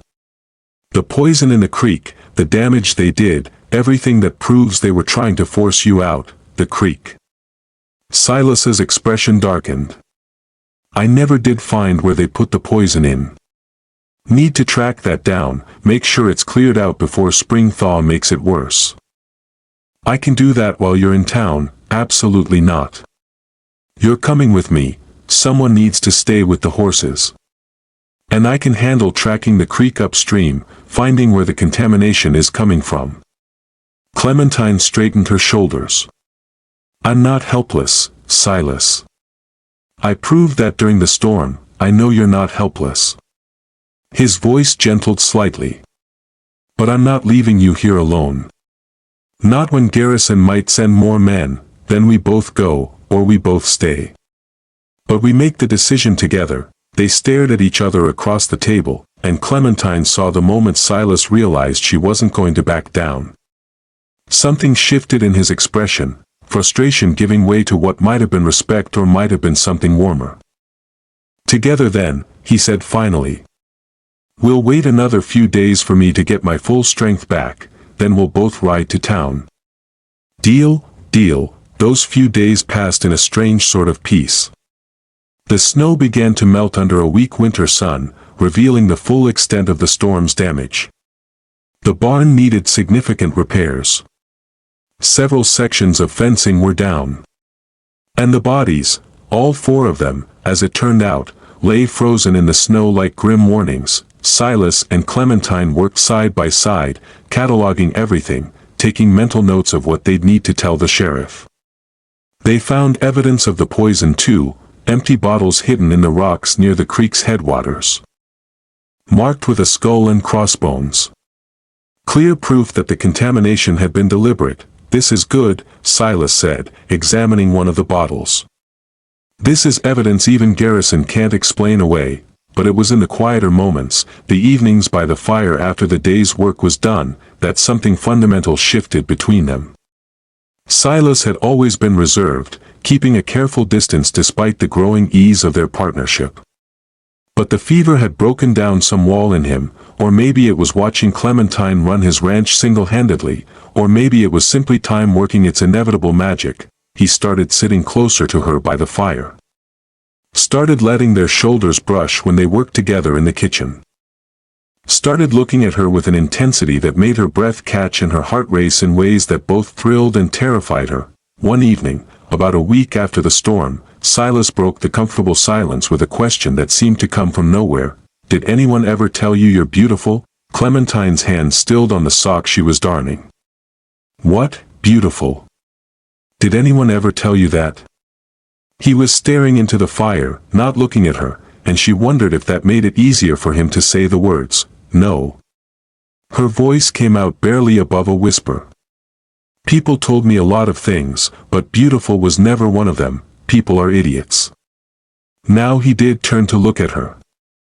And the expression in his gray eyes made something flutter in her chest. You're the most beautiful woman I've ever seen. Not in spite of your body but because of it. Because you're solid and real and substantial in a world full of fragile things that break at the first sign of hardship. Clementine couldn't breathe. Couldn't think. Couldn't process what he was saying because it was too much, too overwhelming, too different from everything she'd been taught about herself. I'm just, you're magnificent. Silas leaned forward, his elbows on his knees, his gaze never leaving her face. You stood in a blizzard that would have killed most men. You kept this ranch running while I was useless with fever. You faced down armed thugs without flinching. And you do it all while making the best damn meals I've ever eaten and turning this house into something that feels like home for the first time since my mother died. He paused. So yes, you're beautiful. And I'm done pretending I don't see it, Silas. She didn't know what she wanted to say. Didn't know how to respond to words she'd never expected to hear, from a man she'd never expected to say them. You don't have to say anything. He straightened, some of that careful distance reasserting itself. I just needed you to know. Needed you to hear it from someone. You deserve to hear it. That night, Clementine lay in her bed staring at the ceiling. Silas's words echoing in her head. Beautiful. Magnificent. Substantial. Words she'd never associated with herself, words that felt foreign and strange and yet somehow right when he said them. She thought about the girl she'd been in McGreevy's backyard, shivering in filth, convinced she was worthless. And she thought about the woman she'd become in this canyon, the woman who could haul water and calm horses and face down storms without breaking. They were the same person, but everything else had changed, the environment had changed. The way she was treated had changed. And slowly, gradually, the way she saw herself had begun to change too. 2 days later, they rode for town. Silas was still not quite at full strength. But he was strong enough, and they both knew they couldn't wait any longer. They loaded the saddlebags with evidence, the poison bottles, written accounts of what had happened, even a rough map showing where they'd found the bodies. Everything they'd need to make their case. The ride to town was long and cold, but the trails were passable now, and they made good time. As they approached the outskirts, Clementine felt her stomach tighten with anxiety. She hadn't been back to this place since the night Silas had carried her away. Hadn't seen McGreevy or the miners or anyone who'd witnessed her humiliation. "You all right?" Silas asked, reading her tension. "I don't know. Coming back here, it feels strange. You're not the same person who left." His voice was firm, certain. "And anyone who doesn't see that is blind." They rode straight to the sheriff's office, a squat wooden building near the center of town. Silas dismounted and helped Clementine down, his hand steady on her waist, and together they walked through the door into the warm interior. Sheriff Jameson was a big man, probably in his 50s, with a graying beard and sharp eyes that missed nothing. He looked up from his desk when they entered, and something flickered across his face when he saw Silas. "Blackwood. Wasn't expecting to see you until spring." His gaze shifted to Clementine and his eyebrows rose slightly. "And you've brought a guest. This is Clementine Hayes. She works for me." Silas set the saddlebag on the sheriff's desk with a heavy thud. "And we're here to report an attempted murder." The sheriff's expression went from curious to deadly serious in an instant. "You better start from the beginning." So they did. Silas did most of the talking, his voice calm and factual as he laid out what had happened: the poisoned water, the ambush, the 4 men who tried to force him to sign over his land, and the storm that had killed them.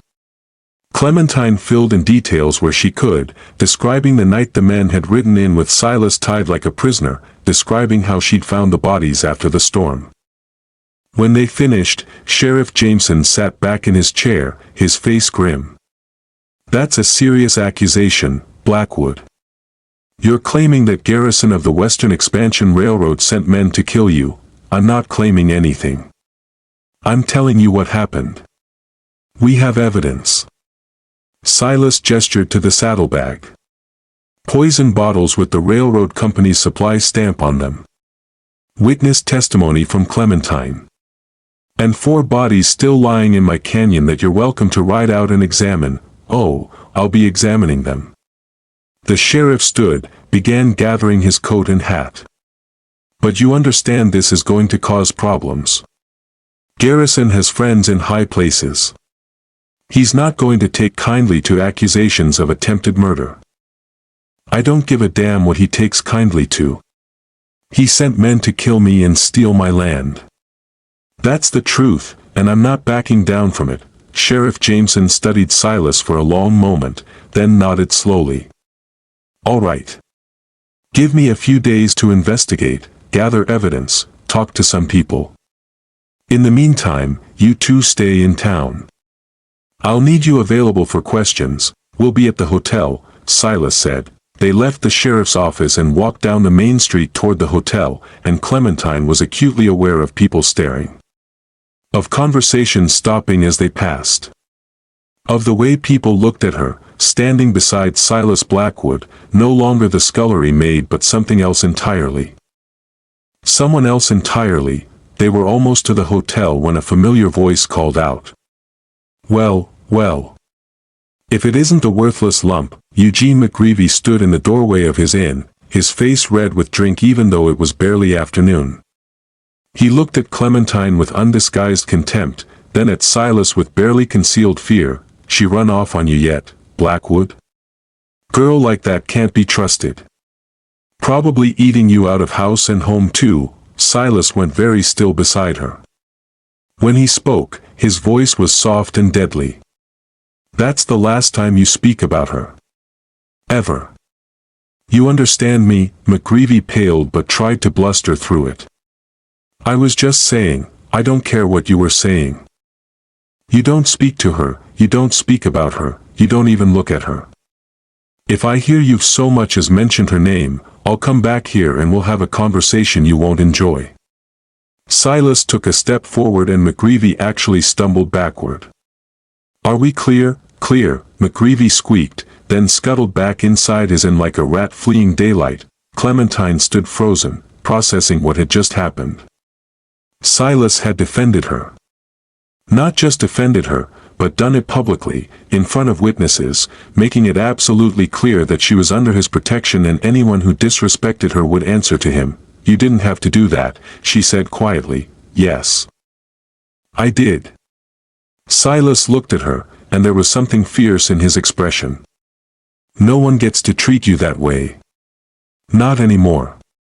Not ever again. They checked into the hotel, separate rooms. Silas was careful to specify, though Clementine saw the knowing look the clerk gave them anyway. Let people speculate, she thought. Let them wonder. She knew the truth of what she and Silas were to each other, and that was enough. The next 3 days passed in a strange limbo. Sheriff Jameson rode out to the canyon with a deputy, examined the evidence, interviewed them separately. Other people came forward too, townspeople who'd seen the railroad thugs asking questions, who'd heard them making threats. Who could corroborate parts of their story, and slowly, public opinion began to shift. The railroad companies were not popular in the territory. Too many people had been displaced, too many deals had gone sour, too many promises had been broken. When word got out that Garrison had sent armed men to force a landowner off his property, that he'd poisoned water supplies and tried to commit murder, people were ready to believe it. On the third day, Sheriff Jameson called them back to his office. His face was grave but satisfied. I've got enough to charge Garrison with conspiracy to commit murder and destruction of property. Judge Morrison has issued a warrant. We'll be bringing him in tomorrow. He looked at Silas. Your land is yours, Blackwood. Legally and officially. The railroad won't be bothering you again. Relief washed through Clementine so intensely she felt dizzy with it. They'd won. Against all odds, against a powerful man with money and influence, they'd won. Thank you, Sheriff, Silas said, shaking the man's hand. Don't thank me. Thank your lady there. Jameson nodded toward Clementine. Her testimony was crucial. The way she described what happened, the details she remembered, it made the case airtight. You've got a sharp one there, Blackwood, I know. Silas's voice was warm, proud. Believe me, I know. They left the sheriff's office and walked back toward the hotel in comfortable silence. The afternoon sun was breaking through the clouds, turning the muddy street into something almost beautiful. People nodded to them as they passed, not with fear, but with something closer to respect. We should celebrate, Clementine said suddenly. We just won. We saved the ranch. That deserves a proper celebration. Silas looked at her, and a slow smile spread across his face. It transformed him, made him look younger, less haunted. What did you have in mind? A real meal. At an actual restaurant. Not me cooking in our kitchen, but someone else doing the work for once, our kitchen. Silas caught the word and held it.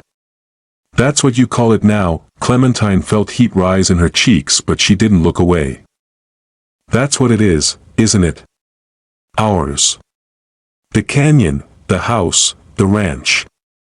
Ours, yeah. His voice was soft. Yeah, it is. They had dinner at the nicest restaurant in town, a place with actual tablecloths and candles on the tables. Clementine ordered steak and potatoes and greens, and she ate every bite without shame or apology, without worrying about taking up too much space or eating too much food. She was hungry from days of hard work and stress, and she fed that hunger without guilt, and across the table, Silas watched her with an expression that made her feel warm all the way to her toes. Not judgment. Not disgust. Just appreciation, affection, and something deeper that she was finally ready to name. After dinner, they walked through town as the sun set, painting the sky in shades of orange and pink. They ended up at the edge of town, looking out over the prairie toward the distant mountains where their canyon waited. "I need to tell you something," Silas said quietly. Something I should have said weeks ago. Clementine's heart was suddenly pounding, but she kept her voice steady. "What is it? When I bought your contract from McGreevy, I told you I needed someone to keep house. That was true, as far as it went. But it wasn't the whole truth." He turned to face her fully.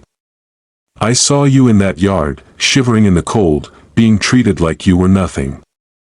And something in me just broke. Because I knew what that felt like. To be treated like a monster, like something less than human, for reasons that had nothing to do with who you really were." He took a breath, seemed to gather his courage. "I didn't just need a housekeeper, Clementine. I needed you. Someone real. Someone substantial. Someone who could stand beside me and not break under the weight of this life." His voice dropped lower. "I'm not good with words. Not good at expressing feelings. But you need to know, you're not my employee. You're not my housekeeper. You're my partner. In everything. And if you're willing, I'd like to make that official." Clementine stared at him, her mind struggling to process what he was saying. "Official how? Marry me." The words came out rough but sincere. "Not because you owe me anything. Not because you need my protection. But because we're better together than apart. Because you've made that canyon feel like home. Because I wake up every morning glad you're there and go to sleep every night grateful you stayed. Because I love you, Clementine Hayes, and I want to spend the rest of my life making sure you know how valuable you are." The world seemed to tilt on its axis. Marriage. He was asking her to marry him. Not just to stay, not just to work for him, but to be his wife. His partner in truth. "I'm not," she struggled for words. "I'm not what people expect. I'm not delicate or refined or any of the things a man like you could have. I don't want delicate or refined. I want you. Exactly as you are. Substantial and strong and capable of standing against any storm." He reached out and took her hand, his calloused palm warm against hers. "You don't have to answer now. You can think about it, take all the time you need. But I needed you to know. Needed you to understand what you mean to me." Clementine looked at their joined hands, at the man who'd pulled her from hell and given her a chance at heaven, at the future stretching before them full of possibility. She thought about the girl in McGreevy's yard, convinced she was worthless. And she thought about the woman she'd become, the woman who'd face down thugs and storms and fear itself without breaking. "Yes," she said, and her voice was strong, clear, certain. "Yes, I'll marry you." The smile that broke across Silas's face was like sunrise, bright and warm and full of promise. He pulled her into his arms, and for the first time in her life, Clementine felt completely, perfectly safe. Not because someone was protecting her, but because she'd found someone who saw her strength and valued it, who understood that her size wasn't a flaw but a feature, who loved her not in spite of who she was but because of it. They were married a week later by Judge Morrison, with Sheriff Jameson and his wife as witnesses. It was a simple ceremony, quick and practical, but when Silas slipped a plain gold band onto her finger, Clementine felt tears prick her eyes. "I'll take care of you," Silas said softly. "And I'll take care of you," she replied, because that's what partners did. They took care of each other. They rode back to the canyon as husband and wife, and this time when Clementine saw those towering red cliffs and the house nestled in their protection, she felt something settle in her chest. Home. This was home, truly and completely. The months that followed were hard work, but good work. They rebuilt the barn together. Fixed the fencing. Worked with the horses, with Clementine learning everything Silas could teach her about gentling wild mustangs. She discovered she had a gift for it, a patience and calm that the horses responded to. And before long she was working alongside Silas as a true partner in the business. Word spread about Silas Blackwood and his wife, about how they'd stood against the railroad and won. People started coming to them for horses, willing to pay premium prices for animals that were gentled rather than broken. The ranch prospered, and with prosperity came a measure of respect that Silas had never enjoyed before. He was still the devil of the Badlands in some people's eyes, but now he was also something else. A husband. A successful businessman. A man who'd stood his ground and emerged victorious, and Clementine, she was the woman who'd made it all possible. The substantial queen of an empire built on red rock and determination. A year after the storm, they stood together on the porch of their house, looking out over the canyon. The herd had grown to 70 head, all of them healthy and strong. The ranch buildings were solid and well maintained. And in Clementine's belly, barely showing yet but definitely there, was the beginning of their next great adventure. You happy? Silas asked, his arm around her shoulders. Clementine leaned into him, solid and warm and certain. She thought about the journey that had brought her here, from the frozen mud of McGreevy's yard to this porch in the Badlands. Thought about all the versions of herself she'd been and all the versions she'd yet to become. I'm more than happy. She said. I'm home, and she was. After a lifetime of being told she was too much, she'd finally found the place where she was exactly enough. Where her size was strength, her presence was valued, and her very substance was celebrated. She'd found her sanctuary in the Badlands, and more importantly, she'd found herself. The sun set over the canyon in shades of crimson and gold, painting the rocks the color of fire. And Clementine Hayes Blackwood, once a scullery maid who'd been told she was worthless, stood tall and proud on her porch, looking out over her kingdom with the absolute certainty that she would never apologize for her existence again. She was substantial. She was strong. She was exactly where she belonged, and that was more than enough.